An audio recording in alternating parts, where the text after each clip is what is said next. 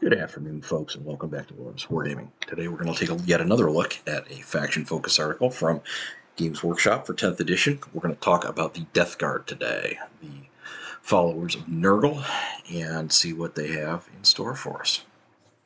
So this one, the Death Guard are not a faction I have really strong feelings about one way or the other. It's not a faction I would be interested in collecting, but it is one that has at least appeared to me throughout 9th edition being kind of a bellwether. When it's not doing well, the balance seems to be a little out of whack, and when it is doing well, balance seems to be pretty in whack.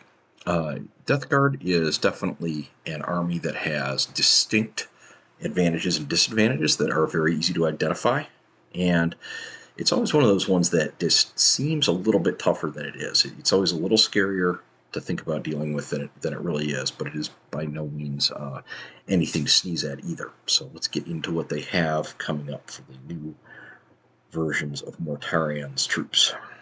So, yeah, the 41st Millennium are running noses are a cause for concern.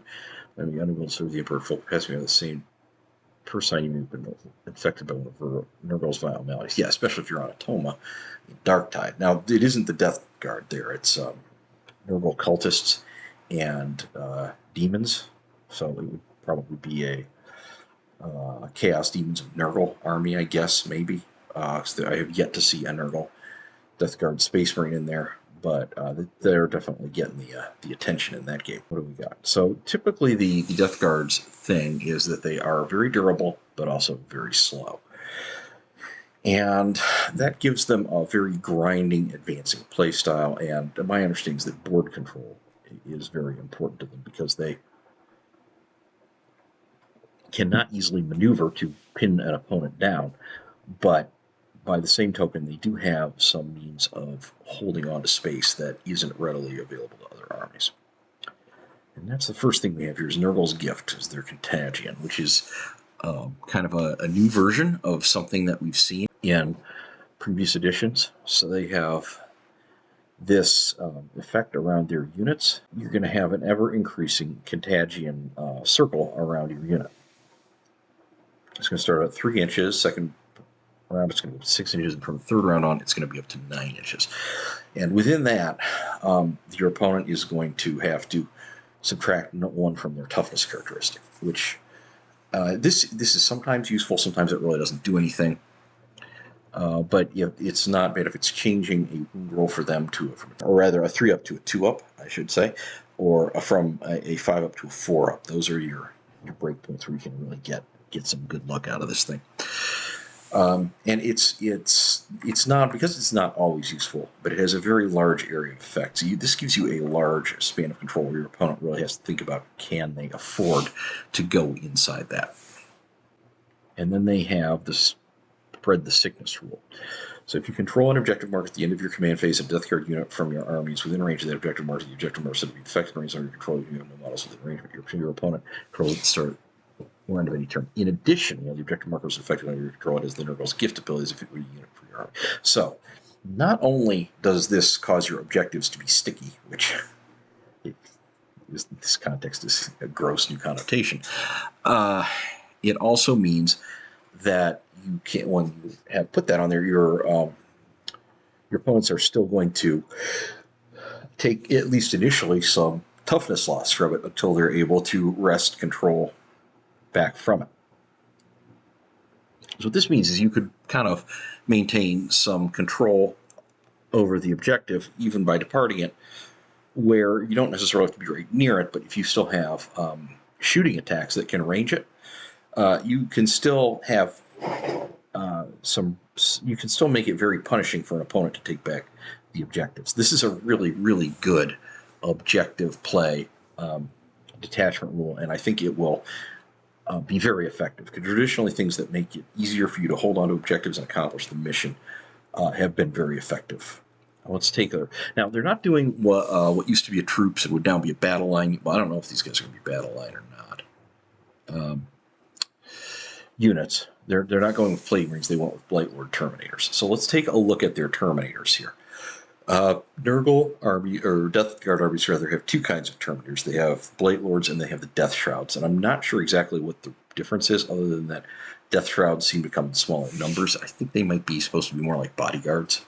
but I'm not 100% sure. Anyhow, let's look at the stat line. Movement 4, toughness 6, save 2 up, wounds 3, leadership 6, vector control 1. Now, I'm not sure if they move 4 or 5 like other Marines in this last edition. I think they probably moved 4 also. This is quite slow. These things are really, really not getting anywhere fast with a movement like that. But notice that they are toughness 6. These are even tougher than Custodies. So they're more tough, slower but more tough than normal Terminators. They have a 4-up invuln, which I believe is better than a regular Terminator. Don't recall right now if they had a 4-up, but I think they had a 5-up. And with a 2-up armor save, these things are going to be very hard to remove. 3 wounds, that's pretty rough. Weapons, they have flight launchers. These lethal hits, so they'll auto wound on a 6. Range 24 inches, 2 attacks, ballistic skill 3, strength 6, AP minus 1, damage 2. That's pretty harsh on 2 wound opponents.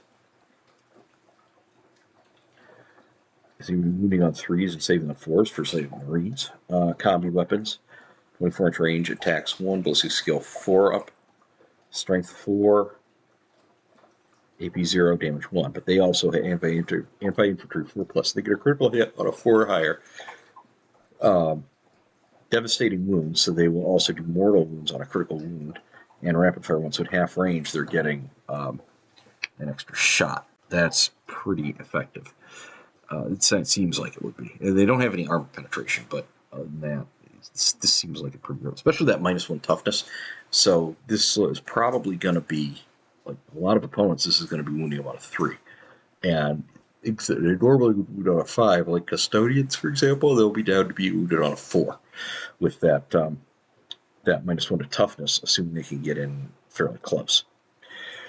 Plague Combi Bolter, lethal hits, rapid fire 2. This thing fires even faster, but otherwise fairly similar. Plague Spewer. What names these weapons? It just spews plague. Okay, this is like a flamethrower. Ignores cover, torrent, anti-infantry 2. D6 ballistic skill not applicable. Also auto hitting. Strength 5, AP minus 1, damage 1. This is basically like a bit of Storm Flavor, except that it's Nurgle, and it's even a little better. Anti-infantry 2 is that is bad news. Yeah, I think that means on a wound roll of 2 up, it's going to automatically be wounding. I still can't got all these rules completely straight in my head. Reaper autocannon. This thing is chaos space marine, heavy weapon for Terminators. Nothing unusual here. We don't think we've seen the rules for this. I think it's supposed to be like the heavy flamer option for Terminators. I don't think we've quite seen the rules for the heavy flamer yet. Bubonic Blade, lethal hits, melee, attacks 4, weapon skill 3, strength 5, AP minus 2, damage 1, that's pretty good. Or the Flail of Corruption, attacks 6, skill 3 up, strength 5, AP minus 1, damage 2. I don't know if this is just going to be for the Sergeant, or if it's going to be for, I think I should say Aspiring Champion for Chaos, or if it's going to be for everybody. I'm not 100% sure. They get Blistering Fusillade. If you are attacking the closest eligible unit, you reroll rolls of 1. So this sounds like it's a really solid package. I don't know enough about Death Guard to know like what the distribution of these weapons would be, but probably I would imagine probably 2 of these in a typical squad of 5, maybe 4 in a squad of 10. I don't know how many will have blight launchers, and I would imagine one of these two down here, the Plague Spear, that Reaper autocannon, per 5. I'm going to guess that right now. This seems like, now this is why I would not really care to play this. I love the higher toughness. These things feel really durable, but dealing with a 4-inch move just sounds horrible to me. Back when I was playing in 2nd edition, Marines did move 4 inches, and Craftworlds, my Craftworlds that I played a lot, they moved 5, unless you were Howling Banshee and you moved 6. Or if you were a Swooping Hawk or a Warp Spider and had some alternate movement, you could move really far. But it felt like almost like the battlefield barrel. The 4-inch movements were just not very far. And really, that was very, very low. This now these guys are some of the slowest people on the tabletop. And I don't feel like I would do well with that. I feel like that would actually drive me crazy, no matter how attractive this increased toughness is. Okay, what else have we got here? The Malignant Plaguecaster. This is their Psyker. Now, this is traditionally one of the issues, or I shouldn't say traditionally, it's one of the issues in 9th edition, at least, with Death Guard, from what I understand, is that it is very, very difficult to get to get together a army that can take advantage of Horde the Witch, because you can only have one Chaos Lord, or whatever the equivalent title for Death Guard is, in the detachment, and all of the characters other than this guy are a Chaos Lord, and so you always had to have this guy and someone else. It probably got a little easier in Arcs of Omen, because you don't always have to have two headquarters, but this guy would constantly get in there and be a pain because he blocked you out of that secondary. Now, movement 5. Okay, so this is continuing with the slowness thing. He is a non-Terminator armored hero, and he's an inch slower than a typical Space Marine or Chaos Marine hero. Toughness 5, again, 1 tougher. Save 3 up, wounds 4. Leadership 6 up, objective control 1. And he does not have an invuln save. He has a Plague Bolt Pistol, which has lethal hits, but otherwise is pretty much a typical bolt pistol. He has Plague Wind, Witchfire, which he could basically, I guess, cast Plagued Winds all over you, which will do d6 attacks, do not have to roll to hit. They're a Torrent type weapon. Strength 4, AP -1 damage, d3, and then he has the hazardous version, the focused one, where he really goes for it and takes some risks, and he gets 3 extra attacks with that. His AP goes up to -2, and strength is up to 6. That's kind of interesting. He seems to be a damage-focused psyker so far. Corrupted Staff, lethal hits a psychic, 4, weapon skill 3, strength 6, AP -1 damage, d3. Respectable melee capability there. But what else has he got over here? He has 2 other psychics. In your shooting phase, you can select one enemy unit within 18 inches invisible to the psyker and roll 1d6. On a 1, the psyker's unit suffers d3 mortal wounds. On a roll, you're gonna do d3 mortal wounds yourself. On a 2 up until the start of your next shooting phase, every time a model in that unit makes a melee attack, subtract 1 from the roll. And then Pestilent Fallout. In your shooting phase, after this model is shot, if one or more of those attacks made with its Plague Wind scored a wound against an enemy infantry unit, until the start of your next turn, subtract 2 from that unit's move characteristic, and subtract 2 from advance and charge rolls for that unit. Okay, so basically you can slow down an opponent significantly with your Plague Wind. What this will do is allow you to use that Plague Wind attack to then slow and obstruct an enemy unit, which that's very, very useful. Given the limited movement of the Death Guard, it pays for them to slow their enemies down too. Now, what else have we got? The next up, we've got the Playburst Motor. Now, this is on a thing called the Playburst Crawler, which is a tank-ish vehicle that the Death Guard has. It's more of an armored mortar carrier, and it has always been as far as I know, always been the go-to long-range choice for the Death Guard. In fact, for quite a while, I think Death Guard lists basically 3 of these things now. And they've been known to show up in other Chaos Marine lists as well, at least until Arcs of Omen. So this thing will blast, indirect fire, and lethal hits. 48-inch range, attacks d6 plus 3, ballistic skill 3, strength 8, AP -2, damage 2. Okay. I would venture to guess that this is going to be a very, very significant piece in the Death Guard army, as it has been. It can range pretty much anywhere on the tabletop, and then indirect fire is still going to be a thing, although obviously it won't be as effective, since that will essentially counter its armor penetration, and it'll only be 4s.